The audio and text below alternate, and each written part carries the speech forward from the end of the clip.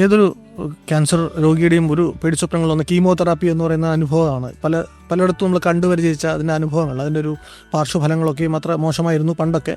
ഇപ്പോൾ കുറേ കൂടെ മെച്ചപ്പെട്ടിട്ടുണ്ടാവാം. എന്താണ് ഈ കീമോതെറാപ്പി, എങ്ങനെയാണത് സ്വാധീനിക്കുന്നത്? അല്ല, കീമോതെറാപ്പി എന്നുള്ളത് കീമോതെറാപ്പി നമ്മളെ വേർഡിന് നമ്മൾ ഡിസെക്ട് ചെയ്യുകയാണെങ്കിൽ കീമോ പ്ലസ് തെറാപ്പി. കീമോ എന്ന് പറഞ്ഞു കഴിഞ്ഞാൽ കെമിക്കൽ കൊണ്ടുള്ള തെറാപ്പിയാണ് കീമോതെറാപ്പി. അപ്പോൾ നമ്മൾ മോഡേൺ മെഡിസിനിൽ നമ്മൾ ഉപയോഗിക്കുന്ന എല്ലാ മെഡിസിൻസും ആക്ച്വലി കീമോതെറാപ്പിയാണ്. പക്ഷേ ബൈ ഡീഫോൾട്ട് ഈ കീമോതെറാപ്പി എന്നുള്ള വാക്ക് ക്യാൻസർ ട്രീറ്റ്മെൻറ്റുമായിട്ട് അങ്ങോട്ട് അസോസിയേറ്റഡ് ആയി പോയതുകൊണ്ട് നമ്മളിപ്പോൾ കീമോതെറാപ്പി എന്ന് പറഞ്ഞു കഴിഞ്ഞാൽ ക്യാൻസർ ട്രീറ്റ്മെൻറ്റ് എന്നുള്ള രീതിയിലാണ് ആക്കിയിരിക്കുന്നത്.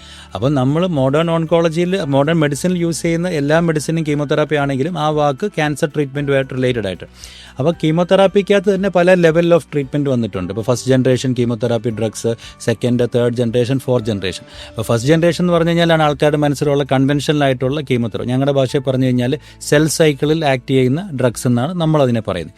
അടുത്ത ലെവൽ വന്നിട്ടുണ്ട് ടാർഗറ്റഡ് തെറാപ്പി. അതായത് ക്യാൻസറിലുള്ള ചില ടാർഗറ്റ്, അതായത് ക്യാൻസർ സെൽസിലുള്ളതും നോർമൽ സെല്ലിൽ ഇല്ലാത്തതുമായിട്ടുള്ള ടാർഗറ്റിനെ നമുക്ക് ഐഡൻറ്റിഫൈ ചെയ്യാൻ സാധിക്കും. ഞാൻ നേരത്തെ പറഞ്ഞ പോലത്തുള്ള ജനറ്റിക് ടെസ്റ്റുകൾ, മോളിക്കുലർ ടെസ്റ്റുകളൊക്കെ ഉപയോഗിച്ചുകൊണ്ട്. എന്നിട്ട് അതിന് സ്പെസിഫിക് ആയിട്ടുള്ള മെഡിസിൻസ് കൊടുക്കുന്ന നെക്സ്റ്റ് ജനറേഷനാണ് ടാർഗറ്റഡ് തെറാപ്പി. അതും ഒരു കീമോതെറാപ്പി തന്നെയാണ്, പക്ഷേ കുറച്ചും കൂടി സ്പെസിഫിക് ആണ്. അതിൻ്റെ അടുത്ത ലെവലിൽ ഇമ്മ്യൂണോതെറാപ്പി. ഇതെല്ലാം മരുന്നുകൾ വെച്ചിട്ടുള്ള അഭ്യാസം തന്നെയാണ്.